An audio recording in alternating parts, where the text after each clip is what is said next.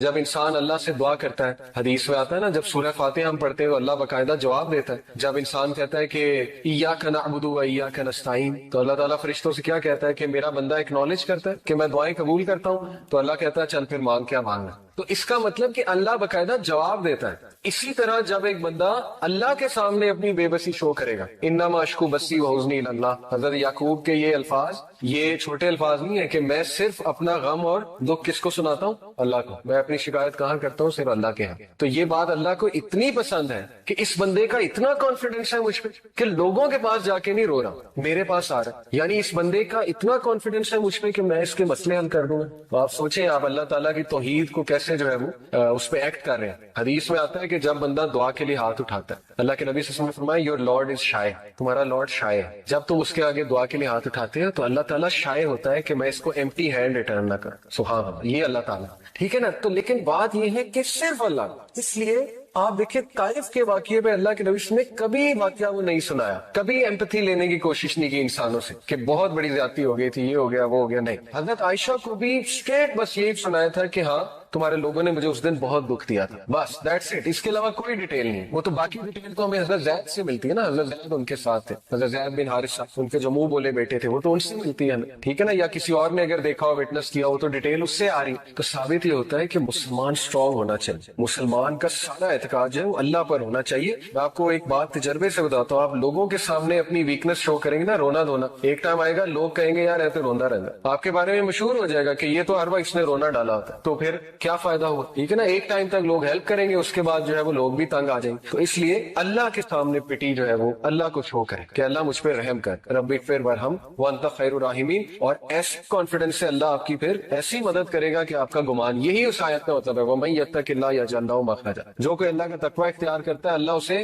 اس طرح سے نکالتا ہے اس مصیبت سے، اور ایسے ایسے سورسز دیتا ہے کہ اس کا گمان بھی نہیں جاتا۔ لیکن شرط کیا ہے کہ اللہ پہ کانفیڈنس، اس لیول کا کانفیڈنس کہ نہیں میرا مسئلہ اللہ ہی حل کر سکتا ہے، میں نے اللہ سے ہی لینا ہے، میں اس کے علاوہ کوئی اور کچھ سوچ ہی نہیں سکتا۔ بچے کی طرح پیچھے پڑ جائے اللہ کا، جیسے چھوٹا بچہ اپنے ماں باپ کے پیچھے پڑ جاتا ہے نا کہ نہیں نہیں مجھے چاہیے مجھے چاہیے مجھے چاہیے، اللہ تعالیٰ بہت خوش ہوتا ہے، ٹھیک ہے، کیونکہ this shows your confidence on اللہ سبحانہ و تعالیٰ، this shows how much you rely on Allah, how much you are confident on اللہ، کہ اللہ تعالیٰ میرا رب ہے اور وہ ہر چیز دینے پہ بے شک دینے پہ قادر ہے۔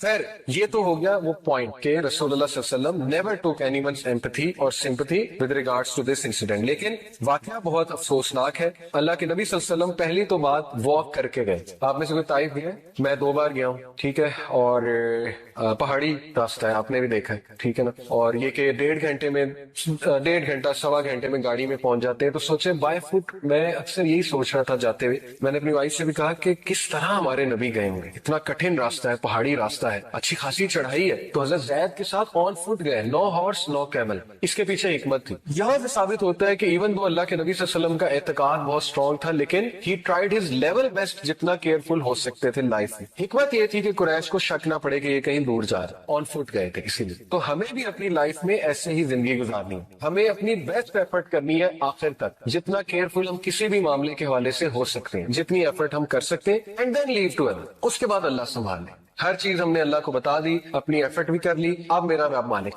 اب میرا رب جو ہے وہ میرے لیے جو فیصلہ کرے گا اس کو میں قبول بھی کروں گا، لیکن یہ کہ مدد طلب کرتا رہوں گا اپنے رب کی، ٹھیک ہے۔ تو وہ بائی فٹ گئے، اور وجہ کیا تھی طائف کو سلیکٹ کرنے کی؟ یہ 3-4 وجوہات جو ہے وہ بیان کی گئی۔ پہلی وجہ یہ تھی کہ کلوزسٹ سٹی تھی مکہ کے حوالے سے، مکہ کے سب سے قریب طائف تھی، اور یہ کہ ان کے درمیان کانسٹنٹ رائولری اور پیس ٹریٹیز ہوتی رہتی تھی ان 2 میجر سٹیز کے درمیان۔ دوسری وجہ یہ تھی کہ مکہ کے لوگ طائف کے لوگوں کو بہت اچھے سے فیملی بائی فیملی جانتے تھے، یہاں تک کہ روایات میں آتا ہے کہ ایک جو چیف تھا طائف کا، اس کی شادی جو ہے وہ نبی اکرم صلی اللہ علیہ وسلم کی ایک آنٹ کے ساتھ ہوئی تھی، ڈسٹنٹ آنٹ کے ساتھ، یعنی ایک رشتہ داری بھی تھی اللہ کے نبی صلی اللہ علیہ وسلم کی طائف کے علاقے میں جو چیف تھا اس کے حوالے سے۔ تو یہ واقعہ پیش آیا شوال کے مہینے میں، اور یہ وہی مہینہ جب ابو طالب اور حضرت خدیجہ کی وفات ہوتی ہے۔ اور یہاں سے آپ اندازہ لگا لیں کہ اللہ کے نبی صلی اللہ علیہ وسلم کی great will power and his dedication towards the purpose and his focus, کہ اتنے دردناک واقعات ہو گئے زندگی میں لیکن مشن نہیں رک رہا. اسی لیے کہتے ہیں کہ پرپز فل زندگی گزاریں. پرپز فل زندگی گزارنے کا یہ فائدہ ہوتا ہے کہ جب تک آپ کا پرپز زندہ ہے آپ موٹیویشن سے آگے بڑھتے رہتے ہیں. اللہ کے نبی صلی اللہ علیہ وسلم ابھی چند ڈیز ہوئے حضرت خدیجہ کی وفات کو اور ابو طالب کی وفات، اور انہوں نے کہا کہ مشن نہیں رکنا چاہیے، آگے چاہیے. ہم کیا کرتے ہیں جب ہمارے ساتھ کوئی حادثہ پیش آتا ہے تو ہم بالکل ٹھپ ہو جاتے ہیں اور بالکل جو ہے نا ہم انرجی لوز کر دیتے ہیں. آلدو یہ بہت مشکل ہے، آئی ٹوٹلی انڈرسٹینڈ انرجی کے ساتھ چلنا،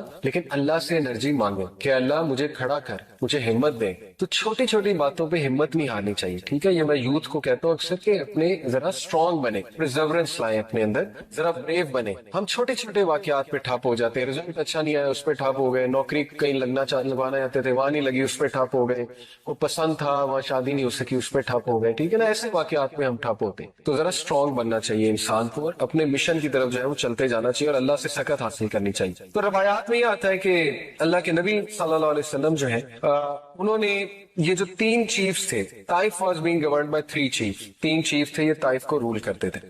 ان تینوں چیف جو ہے انہوں نے انتہائی سارکیسٹک اور ڈس ریسپیکٹ فل آنسرز کیے رسول اللہ صلی اللہ علیہ وسلم. آپ سوچیں ہمارے نبی کو ایسے آنسر دیے جا رہے ہیں. اللہ اکبر. وہ آنسرز کیا تھے؟ اللہ کے نبی صلی اللہ علیہ وسلم نے ان کو اسلام کی طرف بلایا. پہلے نے کہا if Allah had sent you I might as well tear down the curtains of the Kaaba، کہ اگر اللہ نے تجھے بھیجا تو میں تو کعبہ کے کرٹن ہی پھاڑ دوں، یعنی نعوذ باللہ اتنی ڈس ریسپیکٹ. دوسرے نے کیا کہا has Allah not found anyone better than you، اللہ اکبر. کیا اللہ کو تجھ سے بہتر کوئی نہیں ملا جو نبی بھیج دیتا؟ اب اس سے مراد اس کی تجھ سے بہتر سے مراد تھی دولت میں اور شہرت میں بہت بہتر، کیونکہ اس کا مائنڈ یہی تھا آ جا کے کہ دولت جس کے پاس ہے وہی اصل میں کامیاب ہے. تیسرے نے کہا میں تجھ سے بات نہیں کر سکتا کیونکہ اگر تم واقعی نبی ہو سارکیزم میں، ٹھیک ہے، طنز میں، اگر تم واقعی نبی ہو تو تم بہت زیادہ ہولی ہو، تم بہت زیادہ مقدس ہو، تو میں تو تم سے بات ہی نہیں کر سکتا.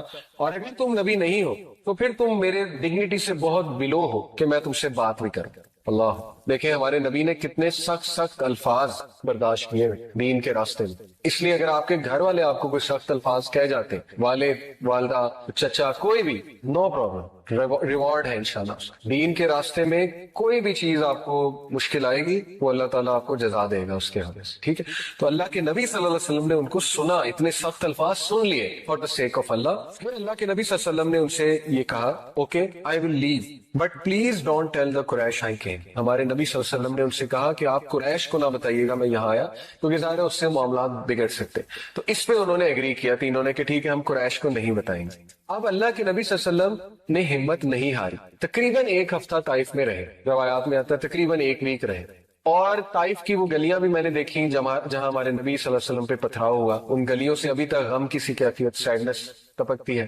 اور میں نے وہ مسجد بھی دیکھی، مسجد انس، حضرت انس تھے نا جو غلام تھے جو نبی اکرم صلی اللہ علیہ وسلم کے پاس انگور لے کر آئے تھے، اور اللہ کے نبی صلی اللہ علیہ وسلم نے ان کو دعوت پیش کی تو انہوں نے اسلام قبول کر لیا. کرسچن سلیو تھے. جب انسان اللہ سے دعا کرتا ہے، حدیث میں آتا ہے نا جب سورہ فاتحہ ہم پڑھتے ہیں تو اللہ باقاعدہ جواب دیتا ہے. جب انسان کہتا ہے کہ ایاک نعبد و ایاک نستعین، تو اللہ تعالیٰ فرشتوں سے کیا کہتا ہے کہ میرا بندہ ایکنالج کرتا ہے کہ میں دعائیں قبول کرتا ہوں، تو اللہ کہتا ہے چل پھر مانگ، کیا مانگنا. تو اس کا مطلب کہ اللہ باقاعدہ جواب دیتا ہے. اسی طرح جب ایک بندہ اللہ کے سامنے اپنی بے بسی شو کرے گا، انما اشکو بسی و حزنی الی اللہ، حضرت یعقوب کے یہ الفاظ یہ چھوٹے الفاظ نہیں ہے کہ میں صرف اپنا غم اور دکھ کس کو سناتا ہوں؟ اللہ کو. میں اپنی شکایت کہاں کرتا ہوں؟ صرف اللہ کے ہاں. تو یہ بات اللہ کو اتنی پسند ہے کہ اس بندے کا اتنا کانفیڈنس ہے مجھ پہ کہ لوگوں کے پاس جا کے نہیں رو رہا، میرے پاس آ رہا. یعنی اس بندے کا اتنا کانفیڈنس ہے مجھ پہ کہ میں اس کے مسئلے حل کر دوں گا. تو آپ سوچیں آپ اللہ تعالیٰ کی توحید کو کیسے جو ہے وہ اس پہ ایکٹ کر رہے ہیں. حدیث میں آتا ہے کہ جب بندہ دعا کے لیے ہاتھ اٹھاتا ہے، اللہ کے نبی صلی اللہ علیہ وسلم نے فرمایا یور لارڈ از شائے،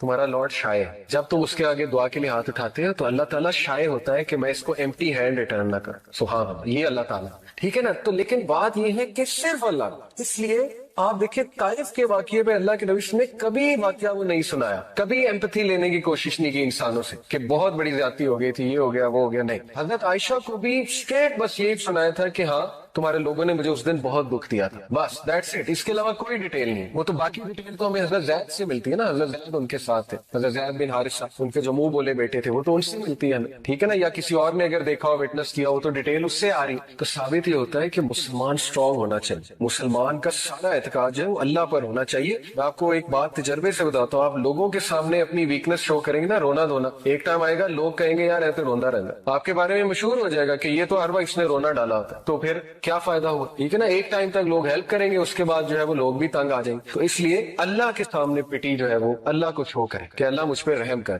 رب اغفر وارحم وانت خیر الراحمین. اور ایسے کانفیڈنس سے اللہ آپ کی پھر ایسی مدد کرے گا کہ آپ کا گمان، یہی اس آیت کا مطلب ہے وَمَن يَتَّقِ اللَّهَ يَجْعَل لَهُ مَخْرَجًا. جو کوئی اللہ کا تقوی اختیار کرتا ہے اللہ اسے اس طرح سے نکالتا ہے اس مصیبت سے، اور ایسے سورسز دیتا ہے کہ اس کا گمان بھی نہیں جاتا. لیکن شرط کیا ہے کہ اللہ پہ کانفیڈنس، اس لیول کا کانفیڈنس کہ نہیں میرا مسئلہ اللہ ہی حل کر سکتا ہے، میں نے اللہ سے ہی لینا ہے، میں اس کے علاوہ کوئی اور کچھ سوچ ہی نہیں سکتا. بچے کی طرح پیچھے پڑ جائے اللہ کا، جیسے چھوٹا بچہ اپنے ماں باپ کے پیچھے پڑ جاتا ہے نا کہ نہیں نہیں مجھے چاہیے مجھے چاہیے مجھے چاہیے، اللہ تعالیٰ بہت خوش ہوتا ہے، ٹھیک ہے، کیونکہ this shows your confidence on اللہ سبحانہ و تعالیٰ. This shows how much you rely on Allah, how much you are confident on اللہ کہ اللہ تعالیٰ میرا رب ہے اور وہ ہر چیز دینے پہ بے شک دینے پہ قادر ہے.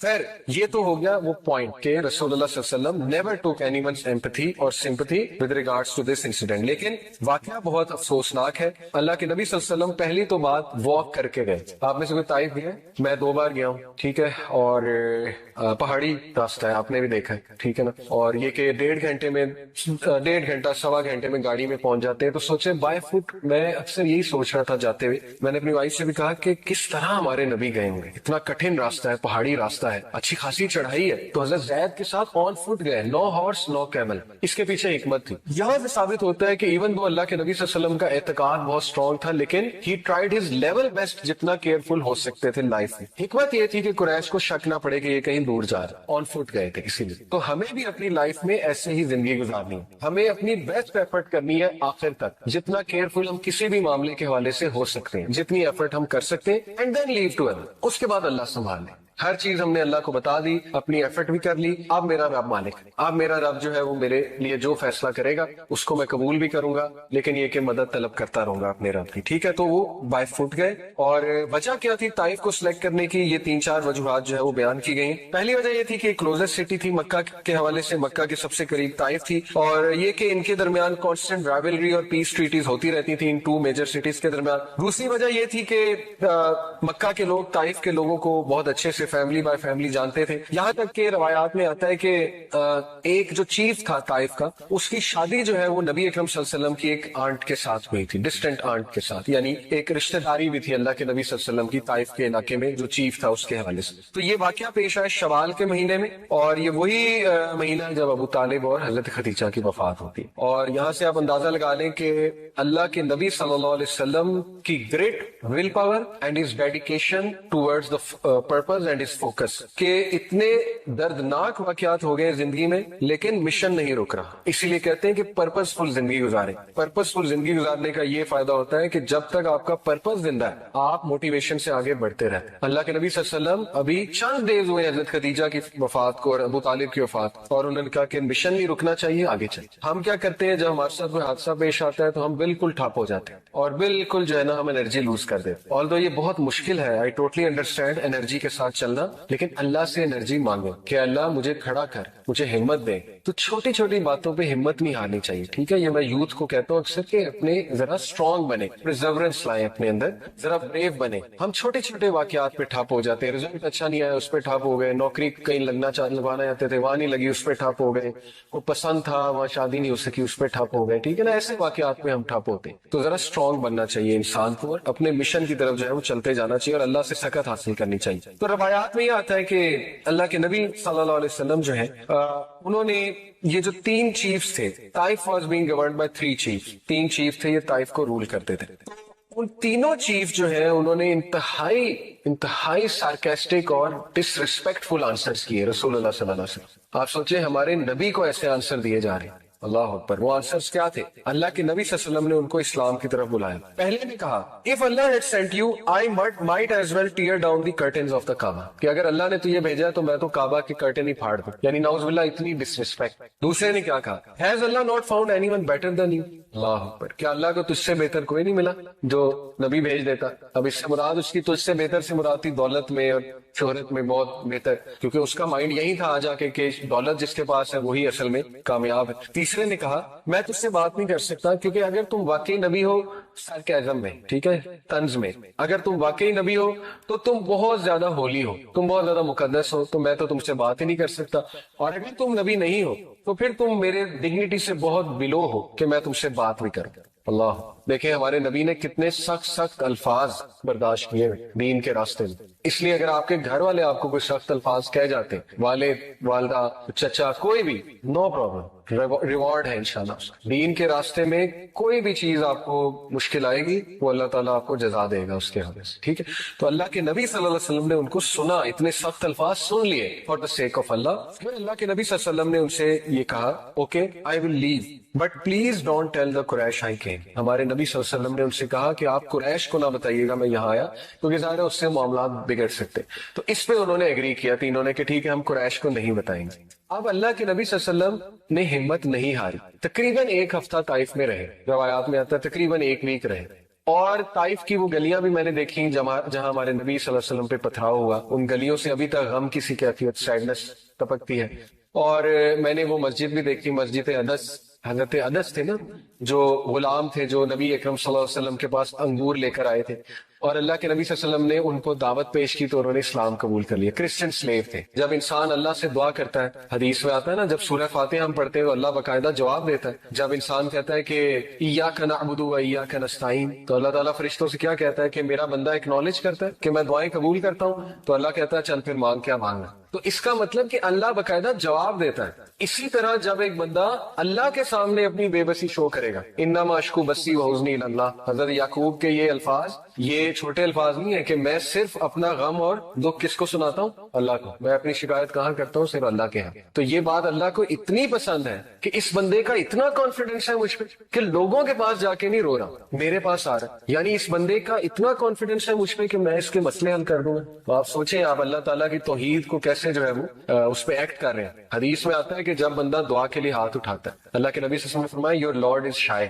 تمہارا لارڈ شائے ہے. جب تم اس کے آگے دعا کے لیے ہاتھ اٹھاتے ہیں تو اللہ تعالیٰ شائے ہوتا ہے کہ میں اس کو ایمپٹی ہینڈ ریٹرن نہ کروں. سبحان اللہ، یہ اللہ تعالیٰ، ٹھیک ہے نا. تو لیکن بات یہ ہے کہ صرف اللہ، اس لیے آپ دیکھیں طائف کے واقعے پہ اللہ کے نبی نے کبھی واقعہ وہ نہیں سنایا، کبھی ایمپتھی لینے کی کوشش نہیں کی انسانوں سے کہ بہت بڑی زیادتی ہو گئی تھی، یہ ہو گیا وہ ہو گیا. نہیں، حضرت عائشہ کو بھی اسٹریٹ بس یہی سنایا تھا کہ ہاں تمہارے لوگوں نے مجھے اس دن بہت دکھ دیا تھا، بس دیٹس اٹ. اس کے علاوہ کوئی ڈیٹیل نہیں. وہ تو باقی ڈیٹیل تو ہمیں حضرت زید سے ملتی ہے نا، حضرت زید ان کے ساتھ تھے، حضرت زید بن حارثہ ان کے جو منہ بولے بیٹے تھے، وہ تو ان سے ملتی ہے ہمیں، ٹھیک ہے نا. یا کسی اور نے اگر دیکھا ہو، وٹنس کیا ہو، تو ڈیٹیل اس سے آ رہی. تو ثابت یہ ہوتا ہے کہ مسلمان اسٹرانگ ہونا چاہیے، مسلمان کا سارا اعتقاد جو ہے وہ اللہ پر ہونا چاہیے. میں آپ کو ایک بات تجربے سے بتاتا ہوں، آپ لوگوں کے سامنے اپنی ویکنس شو کریں گے نا، رونا دھونا، ایک ٹائم آئے گا لوگ کہیں گے یار ایسے روندا رہتا، آپ کے بارے میں مشہور ہو جائے گا کہ یہ تو ہر وقت اس نے رونا ڈالا ہوتا ہے. تو پھر کیا فائدہ ہوا؟ ٹھیک ہے نا. ایک ٹائم تک لوگ ہیلپ کریں گے، اس کے بعد جو ہے وہ لوگ بھی تنگ آ جائیں گے. تو اس لیے اللہ کے سامنے پٹی جو ہے وہ اللہ کو شو کرے کہ اللہ مجھ پہ رحم کر، رب اغفر ورحم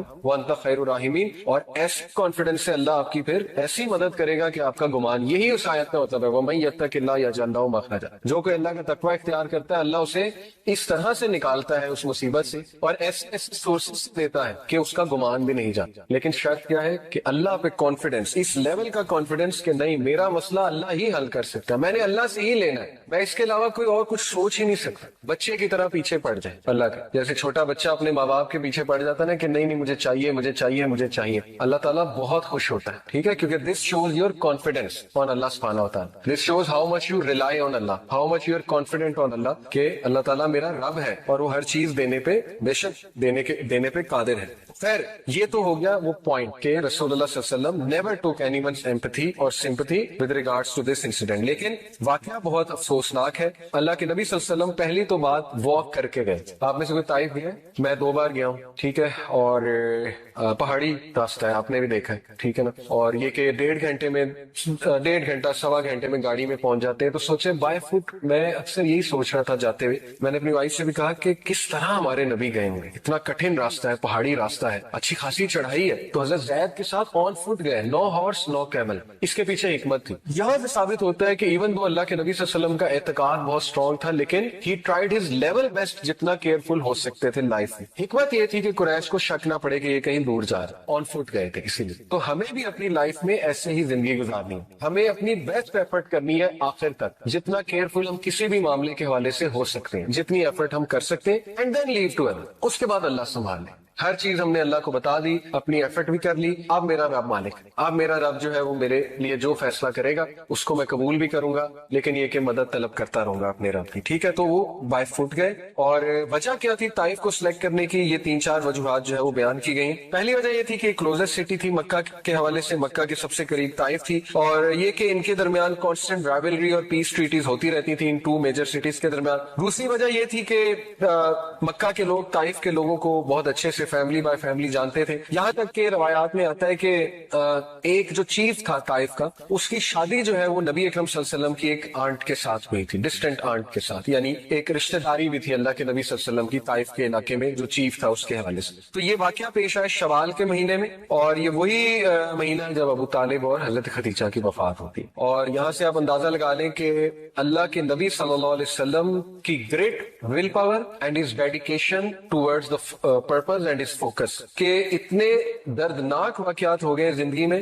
لیکن مشن نہیں رک رہا. اسی لیے کہتے ہیں کہ پرپز فل زندگی گزارے. پرپز فل زندگی گزارنے کا یہ فائدہ ہوتا ہے کہ جب تک آپ کا پرپز زندہ ہے آپ موٹیویشن سے آگے بڑھتے رہتے ہیں. اللہ کے نبی صلی اللہ علیہ وسلم ابھی چند ڈیز ہوئے حضرت خدیجہ کی وفات کو اور ابو طالب کی وفات, اور انہوں نے کہا کہ مشن نہیں رکنا چاہیے, آگے چاہیے. ہم کیا کرتے ہیں جب ہمارے ساتھ کوئی حادثہ پیش آتا ہے تو ہم بالکل ٹھپ ہو جاتے ہیں اور بالکل جو ہے نا ہم انرجی لوز کر دیتے. آلدو یہ بہت مشکل ہے, آئی ٹوٹلی انڈرسٹینڈ انرجی کے ساتھ چلنا, لیکن اللہ سے انرجی مانگو کہ اللہ مجھے کھڑا کر, مجھے ہمت دے. تو چھوٹی چھوٹی باتوں پہ ہمت نہیں ہارنی چاہیے, ٹھیک ہے. یہ میں یوتھ کو کہتا ہوں اکثر کہ اپنے ذرا اسٹرانگ بنے, پرزیورنس لائیں اپنے اندر, ذرا بریو بنے. ہم چھوٹے چھوٹے واقعات پہ ٹھپ ہو جاتے ہیں, ریزلٹ اچھا نہیں آیا اس پہ ٹھپ ہو گئے, نوکری کہیں لگوانا چاہتے تھے وہاں نہیں لگی اس پہ ٹھپ ہو گئے, وہ پسند تھا وہاں شادی نہیں ہو سکی اس پہ ٹھپ ہو گئے, ٹھیک ہے نا. ایسے واقعات پہ ہم ٹھپ ہوتے ہیں. تو ذرا اسٹرانگ بننا چاہیے انسان کو, اور اپنے مشن کی طرف جو ہے وہ چلتے جانا چاہیے, اور اللہ سے سکت حاصل کرنی چاہیے. تو روایات میں یہ آتا ہے کہ اللہ کے نبی صلی اللہ علیہ وسلم جو ہے انہوں نے یہ جو 3 چیفز تھے, Taif was being governed by 3 chiefs, 3 chief تھے یہ طائف کو رول کرتے تھے. ان تینوں چیف جو ہیں انہوں نے انتہائی سارکیسٹک اور ڈس ریسپیکٹفل آنسرز کیے رسول اللہ صلی اللہ علیہ وسلم. آپ سوچیں ہمارے نبی کو ایسے آنسر دیے جا رہے ہیں, اللہ اکبر. وہ آنسرز کیا تھے؟ اللہ کے نبی صلی اللہ علیہ وسلم نے ان کو اسلام کی طرف بلایا. پہلے نے کہا if Allah had sent you I might as well tear down the curtains of the Kaaba, کہ اگر اللہ نے تجھے بھیجا تو میں تو کعبہ کے کرٹن ہی پھاڑ دوں, یعنی نعوذ باللہ اتنی ڈسریسپیکٹ. دوسرے نے کیا کہا has Allah not found anyone better than you, اللہ اکبر. کیا اللہ کو تجھ سے بہتر کوئی نہیں ملا جو نبی بھیج دیتا؟ اب اس سے مراد اس کی تجھ سے بہتر سے مراد تھی دولت میں اور شہرت میں بہت بہتر, کیونکہ اس کا مائنڈ یہی تھا آ جا کے کہ دولت جس کے پاس ہے وہی اصل میں کامیاب ہے. تیسرے نے کہا میں تجھ سے بات نہیں کر سکتا کیونکہ اگر تم واقعی نبی ہو سرکیزم میں, ٹھیک ہے, طنز میں, اگر تم واقعی نبی ہو تو تم بہت زیادہ ہولی ہو, تم بہت زیادہ مقدس ہو, تو میں تو تم سے بات ہی نہیں کر سکتا.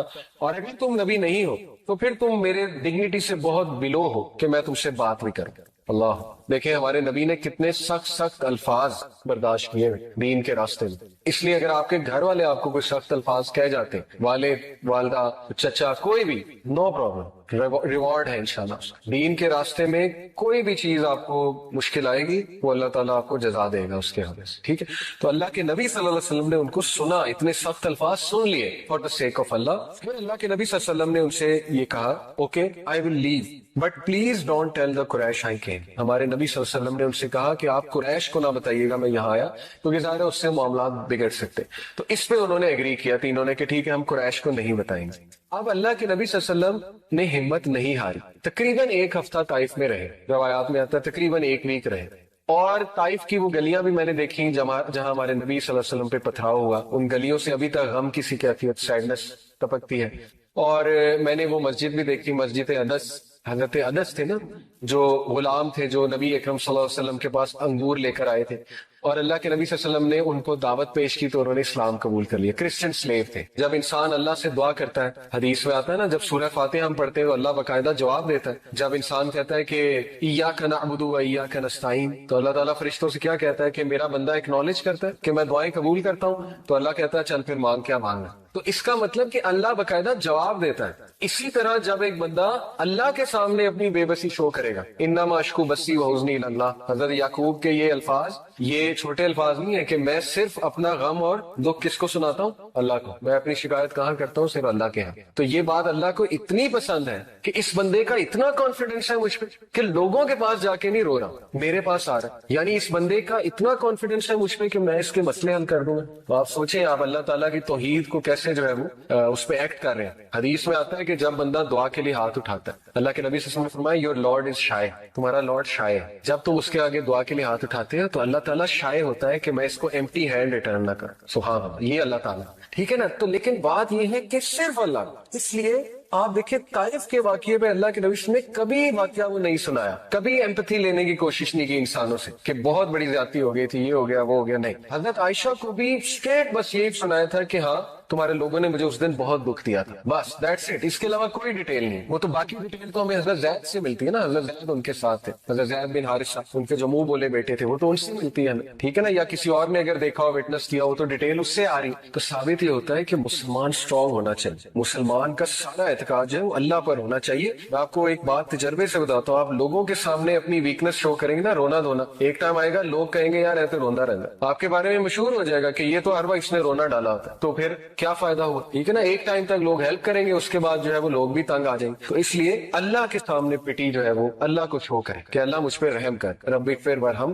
وانت خیر الراحمین، اور ایسے کانفیڈنس سے اللہ آپ کی پھر ایسی مدد کرے گا کہ آپ کا گمان، یہی اس آیت کا مطلب ہے وَمَن يَتَّقِ اللَّهَ يَجْعَل لَهُ مَخْرَجًا، جو کوئی اللہ کا تقوی اختیار کرتا ہے اللہ اسے اس طرح سے نکالتا ہے اس مصیبت سے، اور ایسے ایسے سورسز سے دیتا ہے کہ اس کا گمان بھی نہیں جاتا۔ لیکن شرط کیا ہے کہ اللہ پہ کانفیڈنس، اس لیول کا کانفیڈنس کہ نہیں میرا مسئلہ اللہ ہی حل کر سکتا ہے، میں نے اللہ سے ہی لینا ہے، میں اس کے علاوہ کوئی اور کچھ سوچ ہی نہیں سکتا۔ بچے کی طرح پیچھے پڑ جائے اللہ کا، جیسے چھوٹا بچہ اپنے ماں باپ کے پیچھے پڑ جاتا ہے نا کہ نہیں نہیں مجھے چاہیے مجھے چاہیے مجھے چاہیے، اللہ تعالیٰ بہت خوش ہوتا ہے، ٹھیک ہے، کیونکہ this shows your confidence on اللہ سبحانہ و تعالیٰ، this shows how much you rely on Allah, how much you are confident on اللہ، کہ اللہ تعالیٰ میرا رب ہے اور وہ ہر چیز دینے پہ بے شک دینے پہ قادر ہے۔ خیر یہ تو ہو گیا وہ پوائنٹ کہ رسول اللہ صلی اللہ علیہ وسلم never took anyone's empathy اور sympathy with regards to this incident. لیکن واقعہ بہت افسوسناک ہے۔ اللہ کے نبی صلی اللہ علیہ وسلم پہلی تو بات واک کر کے گئے، آپ میں سے کوئی طائف گیا؟ میں 2 بار گیا ہوں، ٹھیک ہے، اور پہاڑی راستہ ہے، آپ نے بھی دیکھا ہے، ٹھیک ہے نا، اور یہ کہ 1.5 گھنٹے میں 1.5 گھنٹہ 1.25 گھنٹے میں گاڑی میں پہنچ جاتے ہیں۔ تو سوچیں بائی فٹ، میں اکثر یہی سوچ رہا تھا جاتے ہوئے، میں نے اپنی وائف سے بھی کہا کہ کس طرح ہمارے نبی گئے ہوں گے، اتنا کٹھن راستہ ہے، پہاڑی راستہ ہے، اچھی خاصی چڑھائی ہے، تو حضرت زید کے ساتھ آن فٹ گئے، نو ہارس نو کیمل۔ اس کے پیچھے حکمت تھی۔ یہاں سے ثابت ہوتا ہے کہ ایون دو اللہ کے نبی صلی اللہ علیہ وسلم کا اعتقاد بہت اسٹرانگ تھا، لیکن ہی ٹرائیڈ ہز لیول بیسٹ جتنا کیئرفل ہو سکتے تھے لائف میں۔ حکمت یہ تھی کہ قریش کو شک نہ پڑے کہ یہ کہیں دور جا رہا، آن فٹ گئے تھے اسی لیے۔ تو ہمیں بھی اپنی لائف میں ایسے ہی زندگی گزارنی ہے، ہمیں اپنی بیسٹ ایفرٹ کرنی ہے آخر تک، جتنا کیئرفل ہم کسی بھی معاملے کے حوالے سے ہو سکتے ہیں، جتنی ایفرٹ ہم کر سکتے ہیں، and then leave to other, اس کے بعد اللہ سنبھال لے۔ ہر چیز ہم نے اللہ کو بتا دی، اپنی ایفرٹ بھی کر لی، اب میرا رب مالک ہے، اب میرا رب جو ہے وہ میرے لیے جو فیصلہ کرے گا اس کو میں قبول بھی کروں گا، لیکن یہ کہ مدد طلب کرتا رہوں گا اپنے رب کی، ٹھیک ہے۔ تو وہ بائی فٹ گئے، اور وجہ کیا تھی طائف کو سلیکٹ کرنے کی؟ یہ 3-4 وجوہات جو ہے وہ بیان کی گئی۔ پہلی وجہ یہ تھی کہ کلوزسٹ سٹی تھی مکہ کے حوالے سے، مکہ کے سب سے قریب طائف تھی، اور یہ کہ ان کے درمیان کانسٹنٹ رائولری اور پیس ٹریٹیز ہوتی رہتی تھی ان 2 میجر سٹیز کے درمیان۔ دوسری وجہ یہ تھی کہ مکہ کے لوگ طائف کے لوگوں کو بہت اچھے سے فیملی بائی فیملی جانتے تھے، یہاں تک کہ روایات میں آتا ہے کہ ایک جو چیف تھا طائف کا، اس کی شادی جو ہے وہ نبی اکرم صلی اللہ علیہ وسلم کی ایک آنٹ کے ساتھ ہوئی تھی، ڈسٹنٹ آنٹ کے ساتھ، یعنی ایک رشتہ داری بھی تھی اللہ کے نبی صلی اللہ علیہ وسلم کی طائف کے علاقے میں جو چیف تھا اس کے حوالے سے۔ تو یہ واقعہ پیش آیا شوال کے مہینے میں، اور یہ وہی مہینہ ہے جب ابو طالب اور حضرت خدیجہ کی وفات ہوتی ہے۔ اور یہاں سے آپ اندازہ لگا لیں کہ اللہ کے نبی صلی اللہ علیہ وسلم کی great will power and his dedication towards the purpose and and his focus کہ اتنے دردناک واقعات ہو گئے زندگی میں لیکن مشن نہیں رک رہا. اسی لیے کہتے ہیں کہ پرپز فل زندگی گزاریں. پرپز فل زندگی گزارنے کا یہ فائدہ ہوتا ہے کہ جب تک آپ کا پرپز زندہ ہے آپ موٹیویشن سے آگے بڑھتے رہتے ہیں. اللہ کے نبی صلی اللہ علیہ وسلم ابھی چند دیز ہوئے حضرت خدیجہ کی وفات کو اور ابو طالب کی وفات, اور انہوں نے کہا کہ مشن نہیں رکنا چاہیے, آگے چلیں. ہم کیا کرتے ہیں جب ہمارے ساتھ کوئی حادثہ پیش آتا ہے تو ہم بالکل ٹھپ ہو جاتے ہیں اور بالکل جو ہے نا ہم انرجی لوز کر دیتے ہیں. آلدو یہ بہت مشکل ہے, آئی ٹوٹلی انڈرسٹینڈ انرجی کے ساتھ چلنا, لیکن اللہ سے انرجی مانگو کہ اللہ مجھے کھڑا کر, مجھے ہمت دے. تو چھوٹی چھوٹی باتوں پہ ہمت نہیں ہارنی چاہیے, ٹھیک ہے. یہ میں یوتھ کو کہتا ہوں اکثر کہ اپنے ذرا اسٹرانگ بنے, پرزیورنس لائیں اپنے اندر, ذرا بریو بنے. ہم چھوٹے چھوٹے واقعات پہ ٹھپ ہو جاتے ہیں, رزلٹ اچھا نہیں آیا اس پہ ٹھپ ہو گئے, نوکری کہیں لگوانا چاہتے تھے وہاں نہیں لگی اس پہ ٹھپ ہو گئے, وہ پسند تھا وہاں شادی نہیں ہو سکی اس پہ ٹھپ ہو گئے, ٹھیک ہے نا. ایسے واقعات پہ ہم ٹھپ ہوتے ہیں. تو ذرا اسٹرانگ بننا چاہیے انسان کو اور اپنے مشن کی طرف جو ہے وہ چلتے جانا چاہیے اور اللہ سے سکت حاصل کرنی چاہیے. تو روایات میں یہ آتا ہے کہ اللہ کے نبی صلی اللہ علیہ وسلم جو ہے انہوں نے یہ جو 3 چیفز تھے, Taif was being governed by 3 chiefs, 3 chief تھے یہ طائف کو رول کرتے تھے. ان تینوں چیف جو ہیں انہوں نے انتہائی سارکیسٹک اور ڈس ریسپیکٹفل آنسرز کیے رسول اللہ صلی اللہ علیہ وسلم. آپ سوچیں ہمارے نبی کو ایسے آنسر دیے جا رہے ہیں, اللہ اکبر. وہ آنسرز کیا تھے؟ اللہ کے نبی صلی اللہ علیہ وسلم نے ان کو اسلام کی طرف بلایا. پہلے نے کہا if Allah had sent you I might as well tear down the curtains of the Kaaba, کہ اگر اللہ نے تجھے بھیجا تو میں تو کعبہ کے کرٹن ہی پھاڑ دوں, یعنی نعوذ باللہ اتنی ڈس ریسپیکٹ. دوسرے نے کیا کہا has Allah not found anyone better than you, اللہ اکبر. کیا اللہ کو تجھ سے بہتر کوئی نہیں ملا جو نبی بھیج دیتا؟ اب اس سے مراد اس کی تجھ سے بہتر سے مراد تھی دولت میں اور شہرت میں بہت بہتر, کیونکہ اس کا مائنڈ یہی تھا آ جا کے کہ دولت جس کے پاس ہے وہی اصل میں کامیاب ہے. تیسرے نے کہا میں تجھ سے بات نہیں کر سکتا کیونکہ اگر تم واقعی نبی ہو سارکیزم میں, ٹھیک ہے, طنز میں, اگر تم واقعی نبی ہو تو تم بہت زیادہ ہولی ہو, تم بہت زیادہ مقدس ہو, تو میں تو تم سے بات ہی نہیں کر سکتا. اور اگر تم نبی نہیں ہو تو پھر تم میرے ڈگنیٹی سے بہت بلو ہو کہ میں تم سے بات بھی کروں. اللہ دیکھیں ہمارے نبی نے کتنے سخت الفاظ برداشت کیے دین کے راستے میں. اس لیے اگر آپ کے گھر والے آپ کو کوئی سخت الفاظ کہہ جاتے, والد والدہ چچا کوئی بھی, نو پرابلم, ریوارڈ ہے انشاءاللہ. دین کے راستے میں کوئی بھی چیز آپ کو مشکل آئے گی وہ اللہ تعالیٰ آپ کو جزا دے گا اس کے حوالے سے, ٹھیک ہے. تو اللہ کے نبی صلی اللہ علیہ وسلم نے ان کو سنا, اتنے سخت الفاظ سن لیے فار دا سیک آف اللہ. پھر اللہ کے نبی صلی اللہ علیہ وسلم نے ان سے یہ کہا okay I will leave but please don't tell the Quraysh I came. ہمارے نبی صلی اللہ علیہ وسلم نے ان سے کہا کہ آپ قریش کو نہ بتائیے گا میں یہاں آیا, کیونکہ ظاہر ہے اس سے معاملات بگڑ سکتے. تو اس پہ انہوں نے ایگری کیا تینوں نے کہ ٹھیک ہے ہم قریش کو نہیں بتائیں گے. اب اللہ کے نبی صلی اللہ علیہ وسلم نے ہمت نہیں ہاری, تقریباً 1 ہفتہ طائف میں رہے, روایات میں آتا ہے تقریباً 1 ویک رہے. اور طائف کی وہ گلیاں بھی میں نے دیکھی جہاں ہمارے نبی صلی اللہ علیہ وسلم پہ پتھراؤ ہوا, ان گلیوں سے ابھی تک غم کی سی کیفیت, سیڈنس ٹپکتی ہے. اور میں نے وہ مسجد بھی دیکھی, مسجد انس, حضرت انس تھے نا جو غلام تھے جو نبی اکرم صلی اللہ علیہ وسلم کے پاس انگور لے کر آئے تھے, اور اللہ کے نبی صلی اللہ علیہ وسلم نے ان کو دعوت پیش کی تو انہوں نے اسلام قبول کر لیا. کرسچن سلیو تھے. جب انسان اللہ سے دعا کرتا ہے, حدیث میں آتا ہے نا جب سورہ فاتحہ ہم پڑھتے ہیں تو اللہ باقاعدہ جواب دیتا ہے. جب انسان کہتا ہے کہ ایاک نعبد و ایاک نستعین, تو اللہ تعالیٰ فرشتوں سے کیا کہتا ہے کہ میرا بندہ اکنالج کرتا ہے کہ میں دعائیں قبول کرتا ہوں, تو اللہ کہتا ہے چل پھر مانگ, کیا مانگنا. تو اس کا مطلب کہ اللہ باقاعدہ جواب دیتا ہے. اسی طرح جب ایک بندہ اللہ کے سامنے اپنی بے بسی شو کرے گا, انما اشکو بسی و حزنی الی اللہ, حضرت یعقوب کے یہ الفاظ یہ چھوٹے الفاظ نہیں ہیں کہ میں صرف اپنا غم اور دکھ کس کو سناتا ہوں, اللہ کو. میں اپنی شکایت کہاں کرتا ہوں, صرف اللہ کے ہاں. تو یہ بات اللہ کو اتنی پسند ہے کہ اس بندے کا اتنا کانفیڈنس ہے مجھ پہ کہ لوگوں کے پاس جا کے نہیں رو رہا, میرے پاس آ رہا. یعنی اس بندے کا اتنا کانفیڈنس ہے مجھ پہ کہ میں اس کے مسئلے حل کر دوں گا. تو آپ سوچیں آپ اللہ تعالیٰ کی توحید کو کیسے جو ہے وہ اس پہ ایکٹ کر رہے ہیں. حدیث میں آتا ہے کہ جب بندہ دعا کے لیے ہاتھ اٹھاتا ہے, اللہ کے نبی صلی اللہ علیہ وسلم نے فرمایا یور لارڈ از شائے, تمہارا لارڈ شائے ہے. جب تم اس کے آگے دعا کے لیے ہاتھ اٹھاتے ہیں تو اللہ تعالیٰ شائے ہوتا ہے کہ میں اس کو ایمپٹی ہینڈ ریٹرن نہ کروں. سبحان اللہ, یہ اللہ تعالیٰ, ٹھیک ہے نا. تو لیکن بات یہ ہے کہ صرف اللہ, اس لیے آپ دیکھیں طائف کے واقعے پہ اللہ کے نبی نے کبھی واقعہ وہ نہیں سنایا, کبھی ایمپتھی لینے کی کوشش نہیں کی انسانوں سے کہ بہت بڑی زیادتی ہو گئی تھی, یہ ہو گیا وہ ہو گیا, نہیں. حضرت عائشہ کو بھی اسٹریٹ بس یہی سنایا تھا کہ ہاں تمہارے لوگوں نے مجھے اس دن بہت دکھ دیا تھا، بس دیٹس اٹ، اس کے علاوہ کوئی ڈیٹیل نہیں. وہ تو باقی ڈیٹیل تو ہمیں حضرت زید سے ملتی ہے نا، حضرت زید ان کے ساتھ تھے، حضرت زید بن حارثہ ان کے جو منہ بولے بیٹے تھے، وہ تو ان سے ملتی ہے ہمیں، ٹھیک ہے نا. یا کسی اور نے اگر دیکھا ہو، وٹنس کیا ہو، تو ڈیٹیل اس سے آ رہی. تو ثابت یہ ہوتا ہے کہ مسلمان اسٹرانگ ہونا چاہیے، مسلمان کا سارا اعتقاد جو ہے وہ اللہ پر ہونا چاہیے. میں آپ کو ایک بات تجربے سے بتاتا ہوں، آپ لوگوں کے سامنے اپنی ویکنس شو کریں گے نا، رونا دھونا، ایک ٹائم آئے گا لوگ کہیں گے یار ایسے روندا رہتا، آپ کے بارے میں مشہور ہو جائے گا کہ یہ تو ہر وقت اس نے رونا ڈالا ہوتا ہے. تو پھر کیا فائدہ ہوا، ٹھیک ہے نا. ایک ٹائم تک لوگ ہیلپ کریں گے، اس کے بعد جو ہے وہ لوگ بھی تنگ آ جائیں گے. تو اس لیے اللہ کے سامنے پٹی جو ہے وہ اللہ کو شو کرے کہ اللہ مجھ پہ رحم کر، رب اغفر ورحم وانت خیر الراحمین. اور ایسے کانفیڈنس سے اللہ آپ کی پھر ایسی مدد کرے گا کہ آپ کا گمان، یہی اس آیت کا مطلب ہے وَمَن يَتَّقِ اللَّهَ يَجْعَل لَهُ مَخْرَجًا. جو کوئی اللہ کا تقوی اختیار کرتا ہے، اللہ اسے اس طرح سے نکالتا ہے اس مصیبت سے، اور ایسے ایسے سورسز دیتا ہے کہ اس کا گمان بھی نہیں جاتا. لیکن شرط کیا ہے کہ اللہ پہ کانفیڈنس، اس لیول کا کانفیڈنس کہ نہیں، میرا مسئلہ اللہ ہی حل کر سکتا ہے، میں نے اللہ سے ہی لینا ہے، میں اس کے علاوہ کوئی اور کچھ سوچ ہی نہیں سکتا. بچے کی طرح پیچھے پڑ جائے اللہ کا، جیسے چھوٹا بچہ اپنے ماں باپ کے پیچھے پڑ جاتا ہے نا کہ نہیں نہیں مجھے چاہیے مجھے چاہیے مجھے چاہیے. اللہ تعالیٰ بہت خوش ہوتا ہے، ٹھیک ہے، کیونکہ this shows your confidence on اللہ سبحانہ و تعالیٰ. This shows how much you rely on Allah, how much you are confident on اللہ کہ اللہ تعالیٰ میرا رب ہے اور وہ ہر چیز دینے پہ بے شک دینے پہ قادر ہے.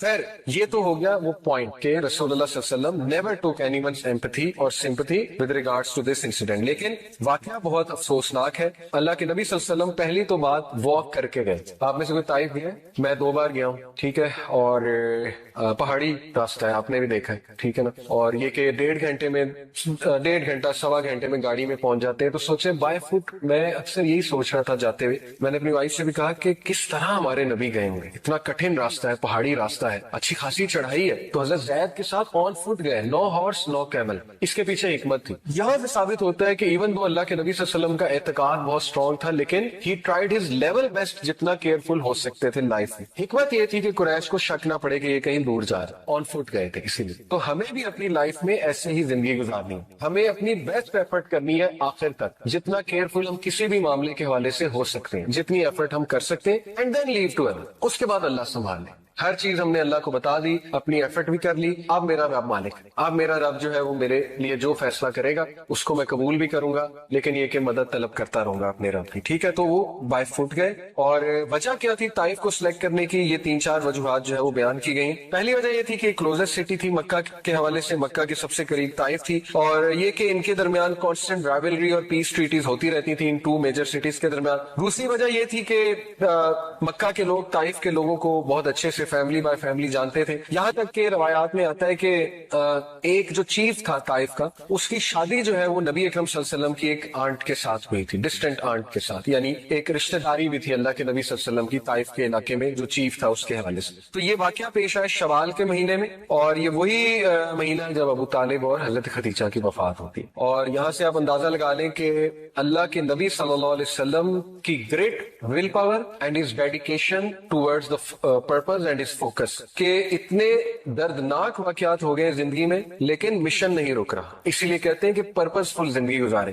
پرپز فل زندگی گزارنے کا یہ فائدہ ہوتا ہے کہ جب تک آپ کا پرپز زندہ ہے آپ موٹیویشن سے آگے بڑھتے رہتے ہیں. اللہ کے نبی صلی اللہ علیہ وسلم ابھی چند ڈیز ہوئے حضرت خدیجہ کی وفات کو اور ابو طالب کی وفات، اور انہوں نے کہا کہ مشن نہیں رکنا چاہیے، آگے چلیں. ہم کیا کرتے ہیں جب ہمارے ساتھ کوئی حادثہ پیش آتا ہے تو ہم بالکل ٹھپ ہو جاتے ہیں اور بالکل جو ہے نا ہم انرجی لوز کر دیتے ہیں. آلدو یہ بہت مشکل ہے، آئی ٹوٹلی انڈرسٹینڈ انرجی کے ساتھ چلنا، لیکن اللہ سے انرجی مانگو کہ اللہ مجھے کھڑا کر، مجھے ہمت دے. تو چھوٹی چھوٹی باتوں پہ ہمت نہیں ہارنی چاہیے، ٹھیک ہے. یہ میں یوتھ کو کہتا ہوں اکثر کہ اپنے ذرا اسٹرانگ بنے، پرزیورنس لائیں اپنے اندر، ذرا بریو بنے. ہم چھوٹے چھوٹے واقعات پہ ٹھپ ہو جاتے ہیں، رزلٹ اچھا نہیں آیا اس پہ ٹھپ ہو گئے، نوکری کہیں لگوانا چاہتے تھے وہاں نہیں لگی اس پہ ٹھپ ہو گئے، وہ پسند تھا وہاں شادی نہیں ہو سکی اس پہ ٹھپ ہو گئے، ٹھیک ہے نا. ایسے واقعات پہ ہم ٹھپ ہوتے ہیں. تو ذرا اسٹرانگ بننا چاہیے انسان کو اور اپنے مشن کی طرف جو ہے وہ چلتے جانا چاہیے اور اللہ سے سکت حاصل کرنی چاہیے. تو روایات میں یہ آتا ہے کہ اللہ کے نبی صلی اللہ علیہ وسلم جو ہے انہوں نے یہ جو 3 چیفز تھے، Taif was being governed by 3 chiefs, 3 chief تھے یہ طائف کو رول کرتے تھے. ان تینوں چیف جو ہیں انہوں نے انتہائی سارکیسٹک اور ڈس ریسپیکٹ فل آنسرز کیے رسول اللہ صلی اللہ علیہ وسلم. آپ سوچیں ہمارے نبی کو ایسے آنسر دیے جا رہے ہیں. اللہ اکبر. وہ آنسرز کیا تھے؟ اللہ کے نبی صلی اللہ علیہ وسلم نے ان کو اسلام کی طرف بلایا. پہلے نے کہا if Allah had sent you I might as well tear down the curtains of the Kaaba, کہ اگر اللہ نے تجھے بھیجا تو میں تو کعبہ کے کرٹن ہی پھاڑ دوں. یعنی نعوذ باللہ اتنی ڈسرسپیکٹ. دوسرے نے کیا کہا has Allah not found anyone better than you. اللہ اکبر. کیا اللہ کو تجھ سے بہتر کوئی نہیں ملا جو نبی بھیج دیتا؟ اب اس سے مراد اس کی تجھ سے بہتر سے مراد تھی دولت میں اور شہرت میں بہت بہتر، کیونکہ اس کا مائنڈ یہی تھا آ جا کے کہ دولت جس کے پاس ہے وہی اصل میں کامیاب ہے. تیسرے نے کہا میں تجھ سے بات نہیں کر سکتا کیونکہ اگر تم واقعی نبی ہو سرکیزم میں، ٹھیک ہے، طنز میں، اگر تم واقعی نبی ہو تو تم بہت زیادہ ہولی ہو، تم بہت زیادہ مقدس ہو، تو میں تو تم سے بات ہی نہیں کر سکتا. اور اگر تم نبی نہیں ہو تو پھر تم میرے ڈگنیٹی سے بہت بلو ہو کہ میں تم سے بات بھی کروں. اللہ دیکھیں ہمارے نبی نے کتنے سخت الفاظ برداشت کیے دین کے راستے میں. اس لیے اگر آپ کے گھر والے آپ کو کوئی سخت الفاظ کہہ جاتے، والد والدہ چچا کوئی بھی، نو پرابلم، ریوارڈ ہے انشاءاللہ. دین کے راستے میں کوئی بھی چیز آپ کو مشکل آئے گی وہ اللہ تعالیٰ آپ کو جزا دے گا اس کے حوالے سے، ٹھیک ہے. تو اللہ کے نبی صلی اللہ علیہ وسلم نے ان کو سنا، اتنے سخت الفاظ سن لیے فار دا سیک آف اللہ. پھر اللہ کے نبی صلی اللہ علیہ وسلم نے ان سے یہ کہا okay I will leave but please don't tell the Quraysh I came. ہمارے نبی صلی اللہ علیہ وسلم نے ان سے کہا کہ آپ قریش کو نہ بتائیے گا میں یہاں آیا، کیونکہ ظاہر ہے اس سے معاملات بگڑ سکتے. تو اس پہ انہوں نے ایگری کیا تینوں نے کہ ٹھیک ہے ہم قریش کو نہیں بتائیں گے. اب اللہ کے نبی صلی اللہ علیہ وسلم نے ہمت نہیں ہاری، تقریباً 1 ہفتہ طائف میں رہے، روایات میں آتا ہے تقریباً 1 ویک رہے. اور طائف کی وہ گلیاں بھی میں نے دیکھی جہاں ہمارے نبی صلی اللہ علیہ وسلم پہ پتھراؤ ہوا، ان گلیوں سے ابھی تک غم کی سی کیفیت، سیڈنس ٹپکتی ہے. اور میں نے وہ مسجد بھی دیکھی، مسجد عدس، حضرت عدس تھے نا جو غلام تھے جو نبی اکرم صلی اللہ علیہ وسلم کے پاس انگور لے کر آئے تھے، اور اللہ کے نبی صلی اللہ علیہ وسلم نے ان کو دعوت پیش کی تو انہوں نے اسلام قبول کر. بسم اللہ الرحمن الرحیم، الحمد للہ رب العالمین والصلاة والسلام علی رسولہ الکریم، اما بعد، رب اشرح لی صدری ویسر لی امری واحلل عقدۃ من لسانی یفقہوا قولی. السلام علیکم ورحمۃ اللہ وبرکاتہ. جزاکم اللہ خیر فار کمنگ. انشاءاللہ اب سے جو کلاسز سٹارٹ ہو رہی ہیں تھنگز دیٹ میٹر میں، وہ اٹ سیلف ایک پوری سیریز ہے فائنڈنگ پلیجر ان صلاح کے نام سے. انشاءاللہ یہ 6-7 کلاسز ہوں گی، بلکہ کوشش کریں گے 5-6 میں مکمل کر لیں. یہ پوری ایک سیریز ہے کہ نماز کو بہتر کیسے بنائیں، نماز میں پلیجر کیسے حاصل کریں. اور الحمدللہ یہ میں نے پڑھائی 2 بار اپنی اسی کلاس میں مختلف ایریاز میں، اور مجھے سب سے زیادہ اس کا فائدہ ہوا الحمدللہ. بہت ایفیکٹ ہوتا ہے نماز بہتر کرنے میں، کیونکہ دیکھیں نماز وہ چیز ہے، اگر مجھ سے کوئی یہ پوچھے کہ وہ ایک چیز بتا دیں جو میں ٹھیک کر لوں تو میری ساری چیزیں ٹھیک ہو جائیں، تو میرا آنسر ہوگا نماز. اور یہ میرا آنسر نہیں ہوگا، یہ ہر اسکالر کا آنسر ہوگا، ٹھیک ہے. تو نماز اتنی امپورٹنٹ چیز ہے، اتنی امپورٹنٹ چیز ہے، اور اتنا ہی لاپرواہی ہے ہماری، اتنی ہی لاپرواہی ہے نماز کے حوالے سے. ایک تو لاپرواہی ہے کہ پڑھنا ہی نہ، ٹھیک ہے. ایک لاپرواہی ہے کہ پڑھنا تو صحیح سے نہ پڑھنا، اور اس سے وہ فائدہ بھی نہ لینا جو اصل میں نماز کے فوائد ہیں. تو اس میں کچھ مسکنسیپشنز بھی ہیں لوگوں کی، ظاہر ہے وہ ان کو بھی ہم ایڈریس کریں گے، ٹھیک ہے نا. جن میں سے ایک مسکنسیپشن ہے کہ میں تب پڑھوں گا یا پڑھوں گی جب میرا دل کرے گا، یعنی جب دل ہی نہیں کر رہا تو نماز پڑھنے کا کیا فائدہ. تو یہ ایک بہت بڑی مسکنسیپشن ہے، اور فرض چیز میں یہ نہیں کہا جا سکتا. جو چیز فرض ہوتی ہے اس کے لیے یہ آنسر نہیں ہوتا میرا دل نہیں کر رہا، یا جب میرا دل کرے گا تو میں کر لوں گا. یہ نفل کے بارے میں تو کہا جا سکتا ہے کہ میرا دل نہیں کر رہا ابھی، پھر کبھی کر لوں گا، لیکن فرض کے لیے یہ جواب کبھی نہیں دیا جا سکتا. تو بہرحال اور بھی کچھ مسکنسیپشنز ہیں، ان کو میں ایڈریس کریں گے انشاءاللہ. So why this series? Because نماز وہ چیز ہے جس کو میں آپ کو گارنٹی دیتا ہوں آپ ٹھیک کر لیں، آپ کے بہت سے مسائل ٹھیک ہو جائیں گے.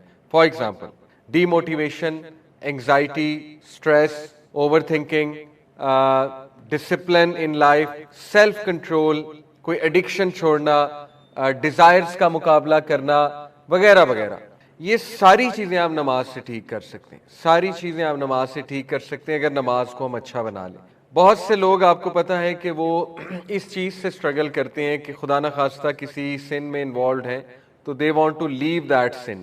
اور میں نے کئی نوجوانوں کو صرف اپنی نماز ٹھیک کرتے دیکھا اور گناہوں سے نکلتے دیکھا الحمدللہ. مسجد سے کنیکٹ ہونا اس کی ایک الگ ہی اسپرچویلٹی ہے، جماعت سے نماز پڑھنا، تکبیر اولیٰ کے ساتھ نماز پڑھنا، جماعت سے 5 منٹ پہلے چلے جانا مسجد میں، مطلب یہ وہ چیزیں ہیں جو فیل کی جا سکتی ہیں. اب وہ بتاتے ہوئے I don't know how to prove, but ماشاءاللہ جو کرتے ہیں دے کین ایکنالج کہ واقعی ہی اگر نماز کو بہت اہتمام اچھے سے کیا جائے اور ایون خواتین کے لیے اگر وہ بہت اچھے سے نماز کا اہتمام کریں تو so many things can be solve through salah. یہ اللہ تعالیٰ نے گفٹ دیا ہے معراج پہ. It's a gift, it's not a burden, it's a gift if you think about it. اگر ہم ایسے سوچیں کہ یہ تو گفٹ ہے اللہ سبحانہ و تعالیٰ کا, ٹھیک ہے.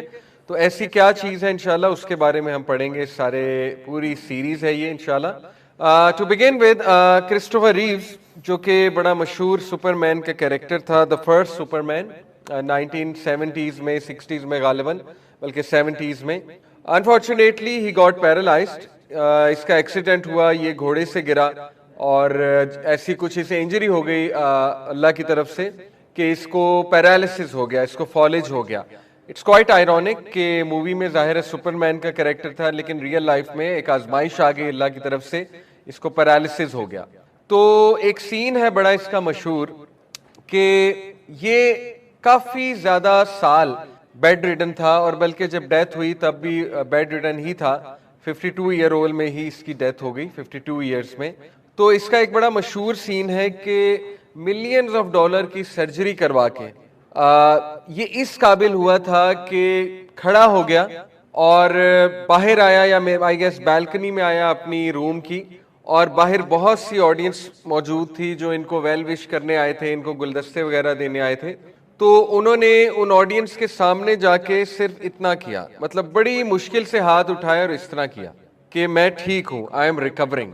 اور اس پہ پھر بہت زیادہ شور مچا اور آڈینس کو بڑا محبت تھی ان سے ظاہر ہے, تو آڈینس نے بڑا پسند کیا اس کو.